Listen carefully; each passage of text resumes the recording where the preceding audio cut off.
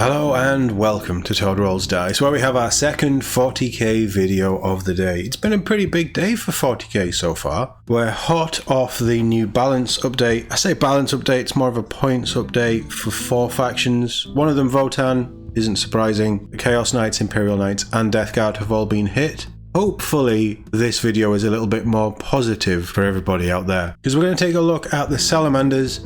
The new Vulkan He'Stan Datacard. There is some changes to his profile in Codex Space Marines as well. So we'll run over all that and then we'll take a look at their dedicated Salamanders Detachment and finally their Combat Patrol. But let's run through this article first. Salamanders Heroes lead a fantastic and pyroclastic Combat Patrol and free detachment. The Forgefather of the Salamanders is a roving quester endlessly searching the galaxy the lost relics of Vulkan, and when enemy forces stand in his way, he musters the might of his chapter to put them to the torch. This specialized assault force is now yours to command with the Forgefather's Seekers Detachment, while you can set smaller battlefields alight with the upcoming Combat Patrol Salamanders. Both are here to download for free, and they are linked in the description of this video. The new detachment will be a familiar friend to those who use the Firestorm Assault Force from Codex Space Marines, as both exemplify the Salamander's preference for close-range firefights and flame weapons by giving all ranged weapons the assault ability and +1 strength within 12 inches of the target unit. Two very nice buffs. While the Forgefather's Seekers differ with the addition of a new rule, Seekers Companions, that let Infernus Marines take an action while advancing or shooting in the same turn, provided Vulkan himself is on the battlefield. Well, Vulkan can't be on the battlefield because he's vanished. Do you mean Vulkan He'Stan? But still, that's a nice little extra. Obviously it's restricted to Infernus Marines from what they're saying here, and you need Vulkan He'Stan on the field. If you're playing Salamanders, you're probably taking those units anyway. So we have detachment rules, and as we go through, there's a couple of enhancements, stratagems and things. I'm not going to cover that in this bit of the video. We'll cover that when we take a look at the full detachment in a moment. So we'll skip all of that, but as you can see, there's a few little bits and things. I'm going to skip the rule stuff because when we get to that relevant part, we'll talk about it, but let's carry on. Likewise, 3 of the enhancements return, with a new Immolator adding an extra shot to every torrent weapon in the holder's unit, pretty strong, perfect for a full-size squad of Infernus Marines and Aggressors. 2 of the stratagems are also brand new, replacing Rapid Embarkation and Onslaught of Fire from the Firestorm Assault Force. Wrathful Inferno lets infantry units fall back and shoot, a simple but handy trick for an army that wants to get in as close as possible to their targets. And Blazing Earth holds enemies at arm's reach by subtracting 2 inches from their charge rolls. Both of those are interesting changes, so obviously this isn't a completely new detachment then. They're just tweaking the quote-unquote Salamanders detachment from the Codex. Interesting, it feels a little bit cheap.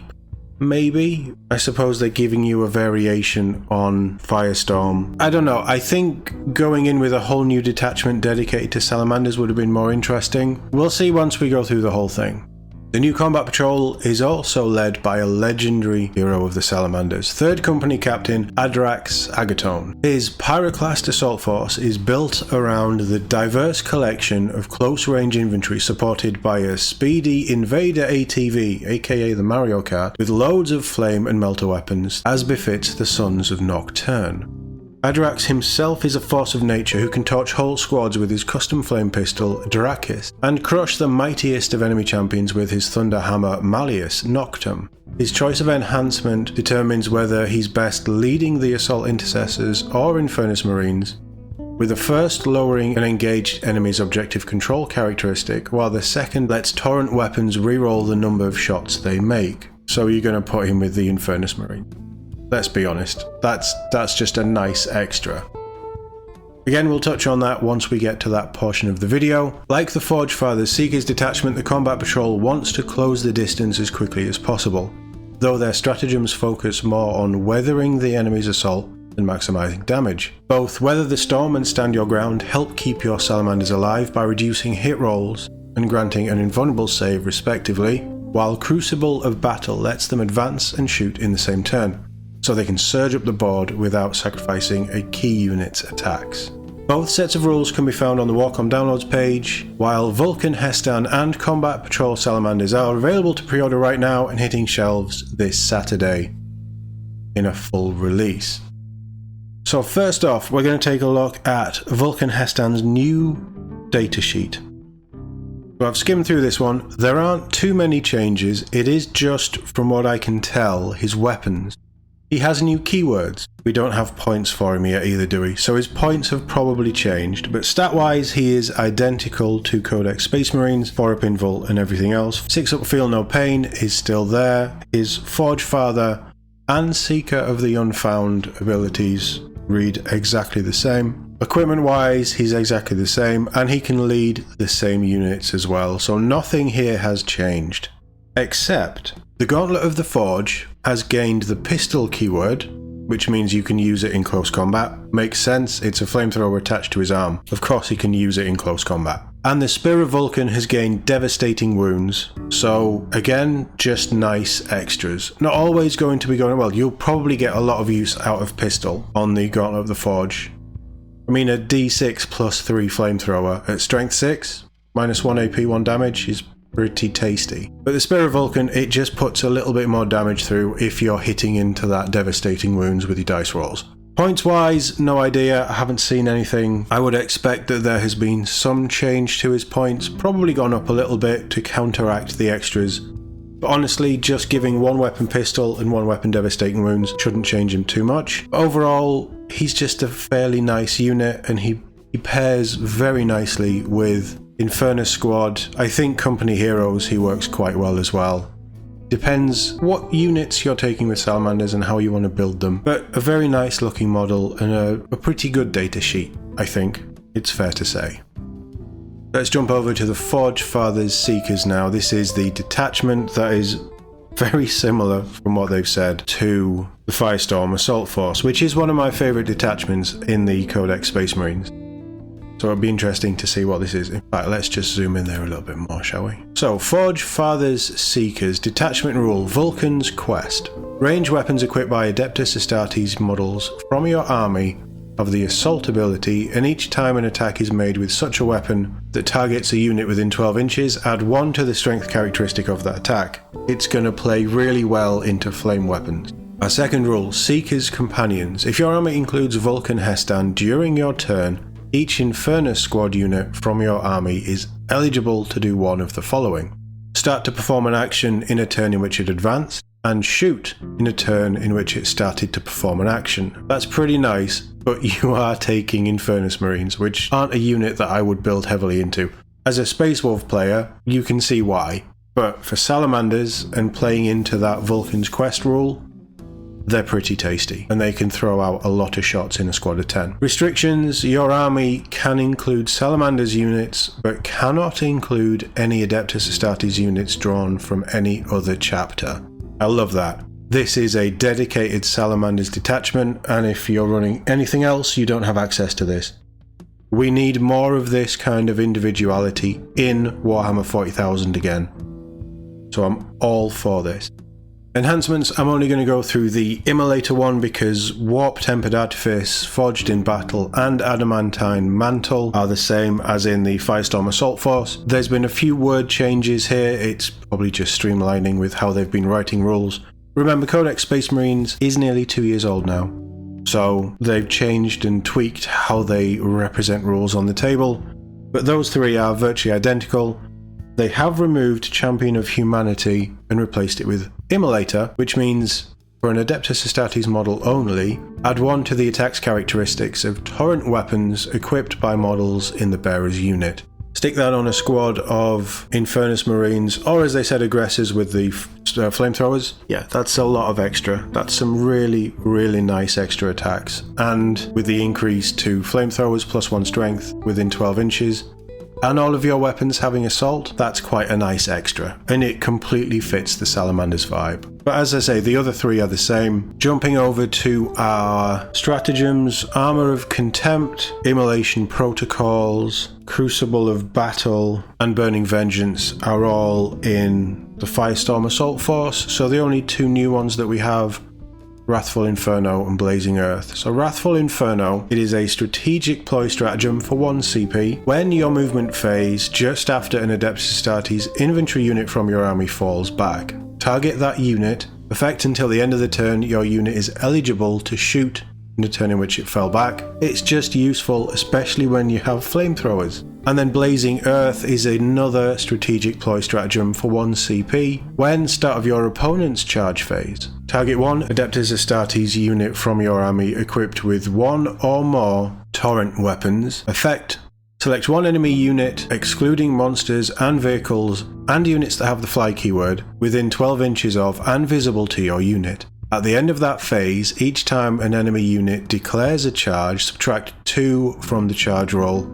This is not cumulative with any other negative modifiers to that charge roll. So it's a little bit of a charge negation. I'm not entirely sure it's amazing. It's useful, don't get me wrong, but again you've got to be using torrent weapons, which for this detachment it really sounds like you'll be building heavily into that. -2 to charges.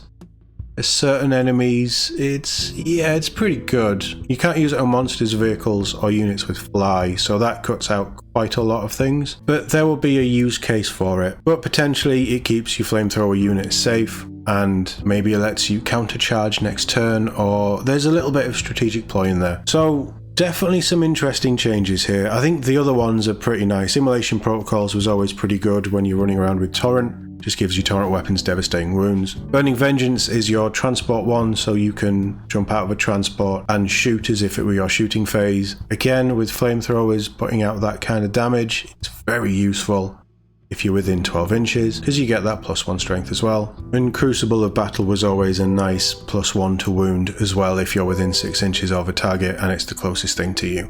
These stratagems give you quite a lot of extra ways of getting damage through and a little bit of movement shenanigans. Not quite as strong as other ones, but it's still some really nice things. And they've kept certainly the more salamandery feeling stratagems from Firestorm Assault Force. On balance, if I was taking a block of 30 Infernus Marines and Vulkan He'Stan and building into that Salamanders archetype, I can see myself playing this. It does everything that Firestorm Assault Force does, and a little bit of specialization for Salamanders units. But honestly, is it better than Firestorm Assault Force? I don't think so. But I'm a big fan of Firestorm Assault Force, and I quite like the rapid embarkation and those kind of things over what they've added here. And I was always a big fan of the Champion of Humanity enhancement and what that brought to a unit. Probably a Blade Guard unit, in all honesty. So it's very much like the Age of Sigmar stuff that they did for the start of the new season, where they took existing things and just tweaked little things and tried to give you a different way of playing with different models. That's very much how I see this detachment against Firestorm Assault, but the positive is we have something dedicated to Salamanders and we're starting to get that feel of individuality back to Space Marines a little bit. Hopefully this is the start of pushing forward. The 11th edition is going to really dial into the individuality of the different chapters of Space Marines, both Loyalist and Chaos, because I really feel that we've missed so much individuality and personality in this edition. So over to our final part of the video, the Combat Patrol, the Pyroclast Assault Force. Like they mentioned in the article, this box is releasing on Saturday. It's not the best Combat Patrol out there, in all honesty, and it depends what you're going for. If you're going for a good rule set and some fun miniatures that all work together, I think that has this. But the models in it, some of the models are models I wouldn't choose to purchase and I wouldn't use anywhere other than this. Take from that what you want. If you're a big fan of Salamanders, we have a picture of it anywhere? No. If you're a big fan of Salamanders, this is probably what you'd be taking, but the fact that it has a Mario Kart in it, I just hate that model with a passion. And I'm not a big fan of the Infernus Marines either, so hey, is what it is. Not everything is for me, but let's take a look.